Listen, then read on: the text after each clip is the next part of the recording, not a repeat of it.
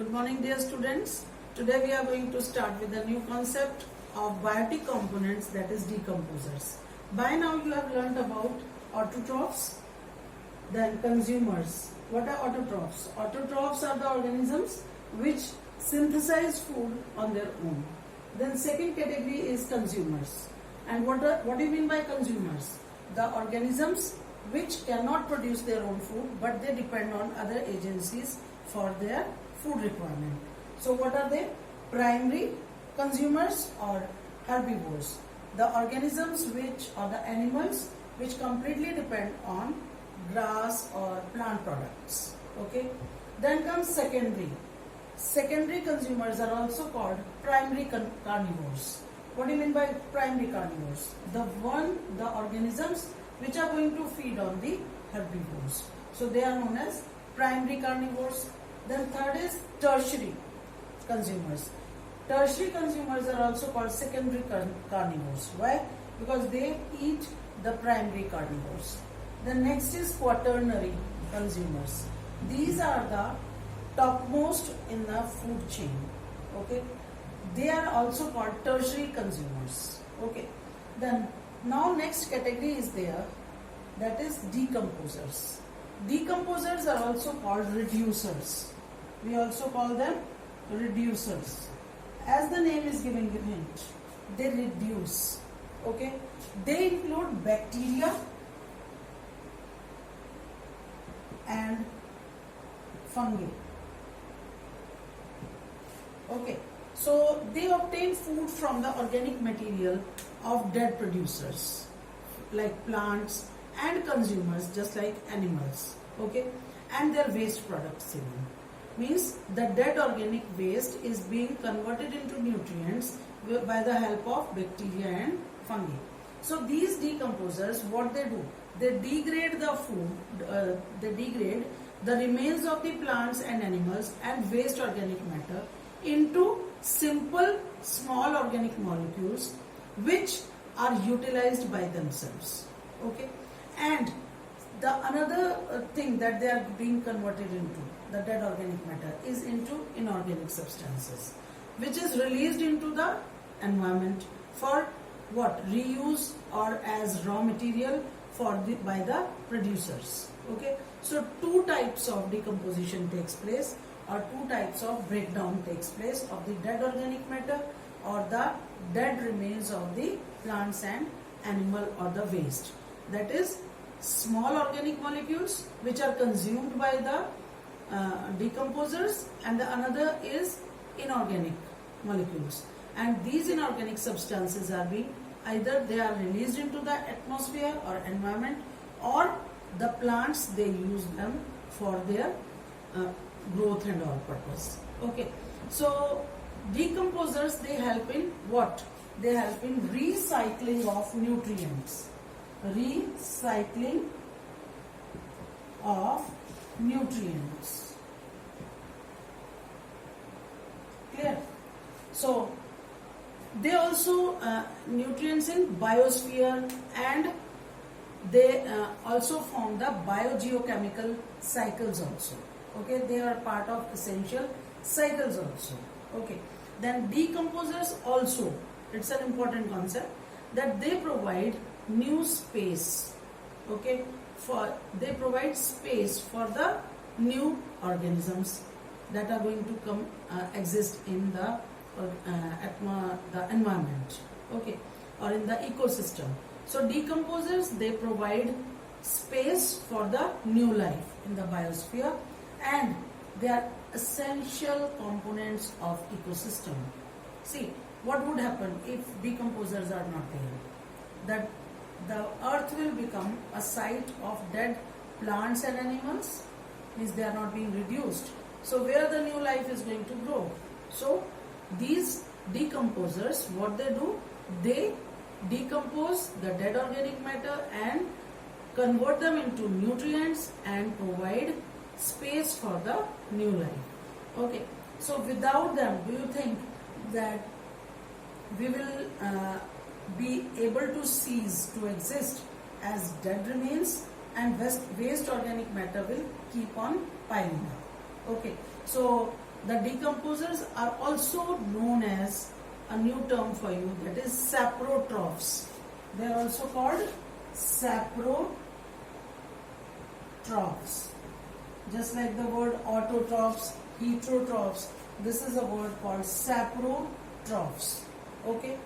Now, after this, there is one more category, and we call them omnivores. What do we call them? Omnivores. Omnivores are the organisms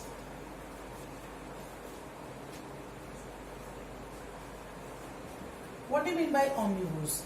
These are the organisms which can eat both plants as well as animals. Okay, so the organisms which feed upon both plant and animal matter are known as omnivores. Okay, feed on plants as well as animal matter.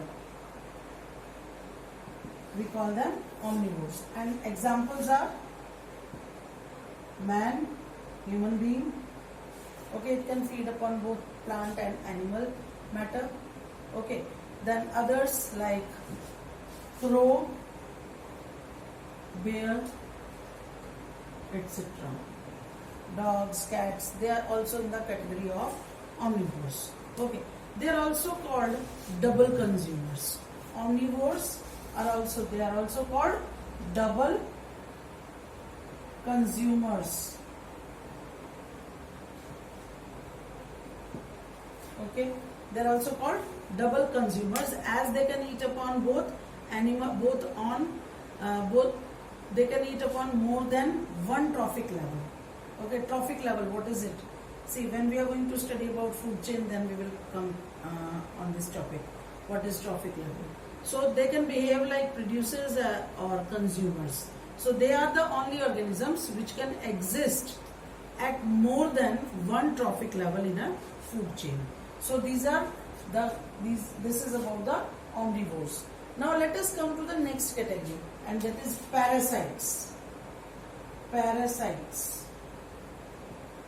By now you have read about parasites or studied about parasites in many classes, in primary as well as in middle classes. So what are parasites? These are also a category of consumers which live on another living organism. Okay, means they are deriving food not from the dead organism. They are deriving their nutrients from another living organism, which we call host. Okay, so this is also a category of consumers. Okay, and they derive food. They derive their food, or they obtain food from the living organisms, and we call them hosts. Okay, we call them hosts. So examples are what? E. coli, bacterium. Okay, so then same way another protozoans are there, liver fluke, tapeworm. Okay, so roundworms. In 9th class you read about them in the chapter of that classification of organisms. Okay, in that you had learnt about them. So they are parasitic in nature. They will be found in or on the organism's body. Okay, either they can be inside the body, just like some worms are there which are in our intestine or something like the stomach, or mostly in intestine only. Worms are there, so they are endoparasites. And the ones which are on the body, just like lice and all, leech, they are ectoparasites. Ecto, okay, means which are on the body, and another is in the body. Fine. So this was about parasites. Then there is one more category, and we call it detritivores. The another category, detritivores.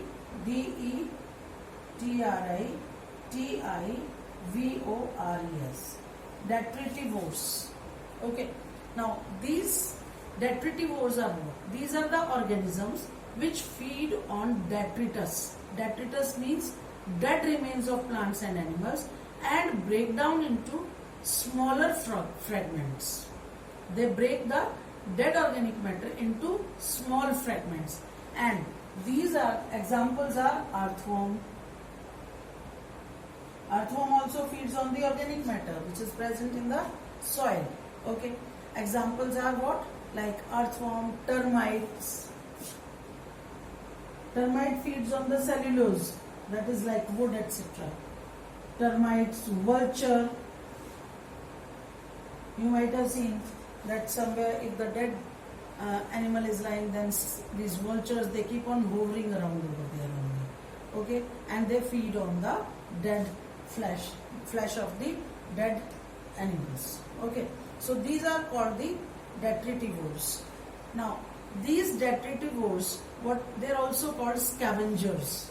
What are they also called? Or scavengers. Okay, so they also help in cleaning our environment.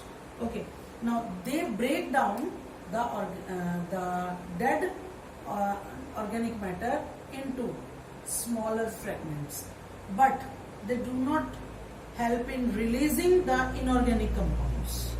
Okay, they are only breaking down. That release of inorganic or organic compound is done by bacteria and fungi. Okay, so the smaller fragments of the detritus left by detritivores are worked upon by decomposers. Okay, they are just reducing the surface area of the dead organic matter. And decomposers, what do? They completely break down this detritus into set free the inorganic material. So I hope that it is clear till here that what we have discussed. Today we have discussed about the omnivores, then we have discussed about parasites and detritivores.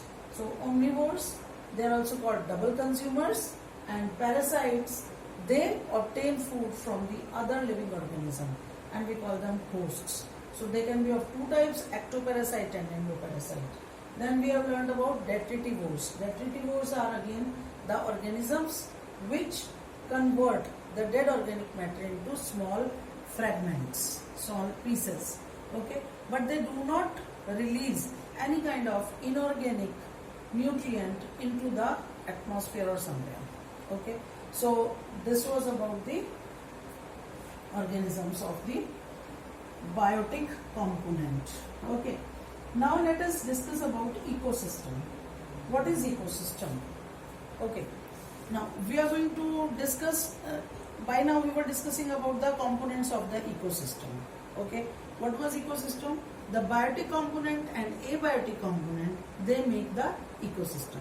Now let us see that some examples of the ecosystem and what are they made up of, what are the components in that.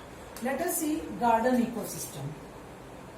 Garden ecosystem. So what are the components of garden ecosystems? Or system, not systems. Okay, so there are two components, biotic and abiotic. Abiotic component, what will it make? The soil. Okay, it is going to include soil of that particular garden. Then its chemical composition of the soil.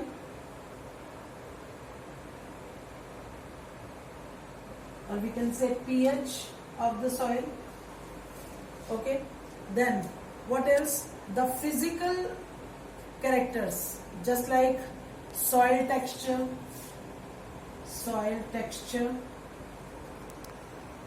color of soil.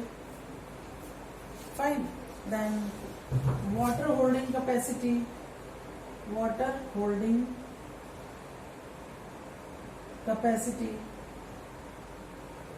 Okay. Now porosity, whether the soil is porous or not, airy or not. Okay, so aeration. not airy, but aeration, etc. So these will make the abiotic components of the garden. Okay.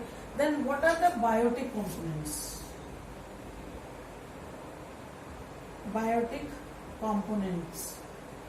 What do you mean by biotic components? What makes the biotic components? Again, what? Producers,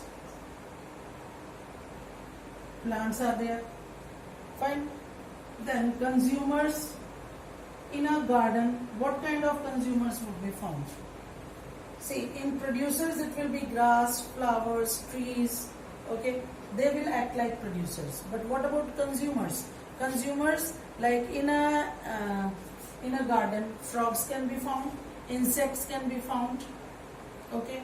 Then what else? We can have some insects or birds also can be there in that garden ecosystem, okay? So all these living organisms which are going to interact with each other and their growth, reproduction and other activities, they are being affected by the abiotic components of the ecosystem. Okay. Then third category will be of biotic components. First, second, and the third is decomposers. Decomposers. Okay. So in case of decomposers, what will be there? There will be some microorganisms that are present in the soil. So these cannot be seen with naked eyes. The decomposers, they cannot be seen with the naked eyes. But what do they do to us? They will provide the raw material back to the environment by decomposition of the dead, decaying organic matter. Okay. For the reuse by their producers. Okay. And besides that, they maintain the fertility of the soil also present in the garden. Okay. So this is about the garden ecosystem.